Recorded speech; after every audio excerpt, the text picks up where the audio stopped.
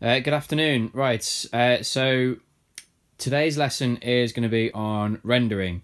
Now, what I've done is you recognise this design hopefully from the last video. I said at the time I didn't like it, so I've done a new one.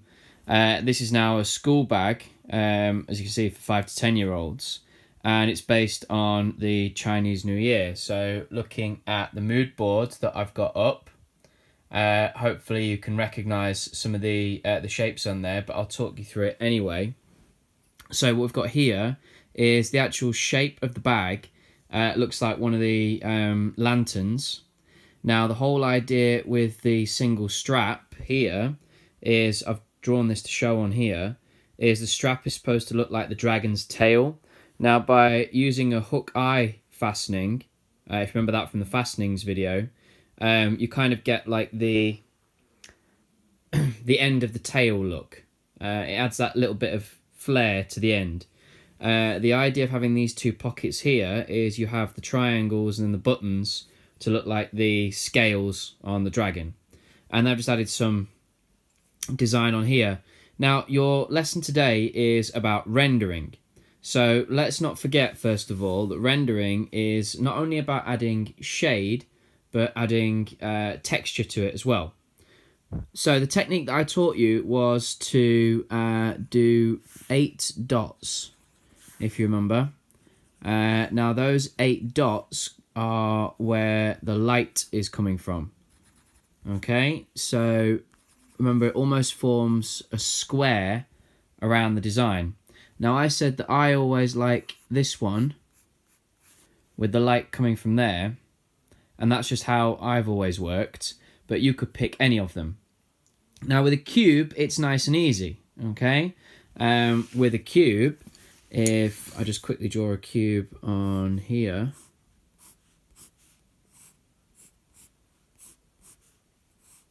okay, with a cube, apologies about the quality of the cube, that's nice and easy because we had 1, 2, and 3.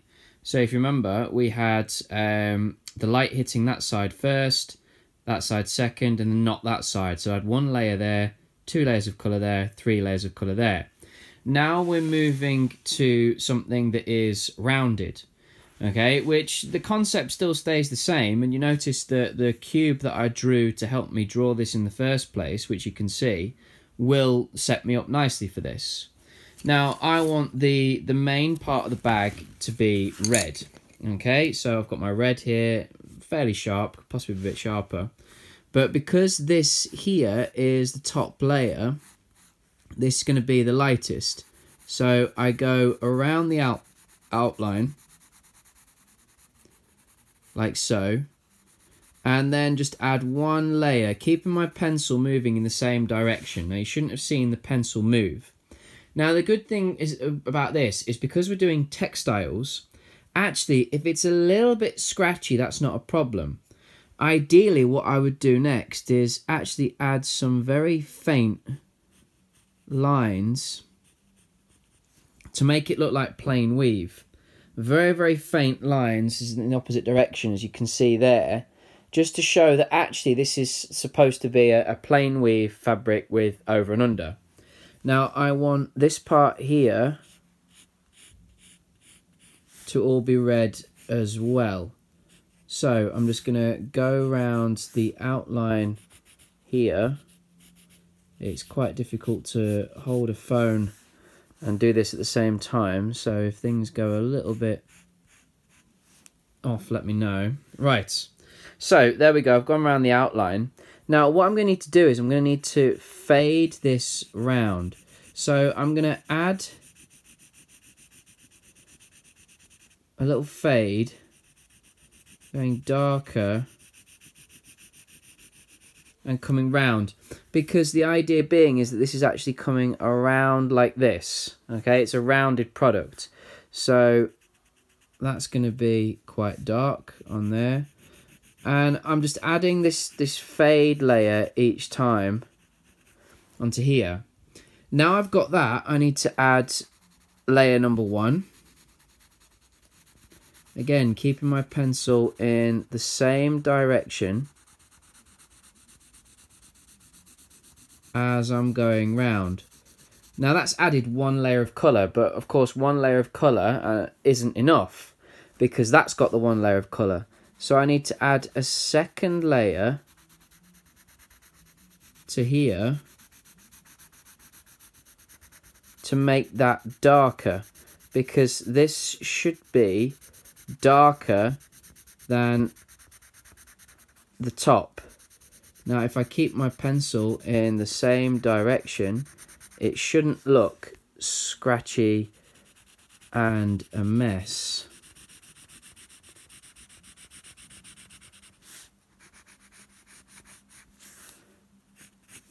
So what I should see now is I should see that that is slightly darker than that. If not, you just have to go over it a little bit harder. But then this is side number 3. So this side here should be a lot darker. Now, because this is all coming around, it's not actually going to hit the light until it gets to about here. So all of this up here should be a lot darker. And then hopefully what you can see is you can see this fade effect that's been added around there. Now that does look lighter, okay, possibly needs a little bit more just in the middle there. But that does look lighter, and then what we've got is this fading round here, okay? Now what you can do is you can add just a little touch of a very, very light black on the edge there, just to show that little bit of shadow, okay, like so. Now this part is the zip, so that's going to be black anyway.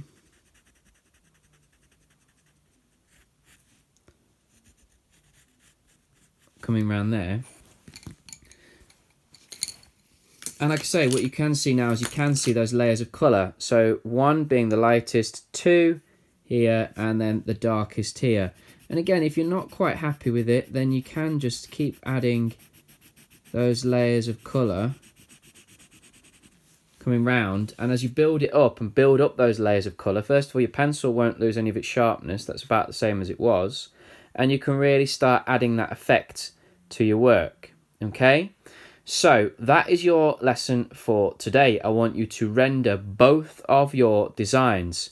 Now, I said about adding the plane weave effect.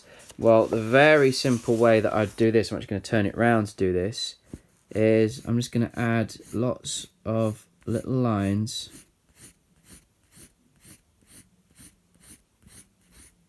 going around like that. So what that's done, if I turn this round, is that's added this sort of these curves. Now that not only shows the curve of the product, but actually does make that look a bit more like it's plane weave, because my original lines were going down and I've now got them coming across. So having that almost crosshatch effect now makes it look much more plane weave.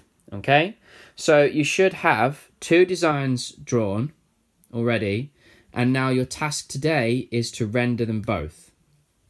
So don't forget, pick where the light is coming from. I personally always go for this one. Then think about that, how that impacts the cube. So remember, I showed you that on here. 1, 2, 3. Okay, and then apply that same principle. So 1, 2, 3. Lightest, middle, darkest. And with a rounded product, remember that fade going round. Okay, so that's your lesson for today. I hope you're keeping safe, hope you're keeping well. Tomorrow we'll start our annotations. Now, Jay asked me about assessment criteria.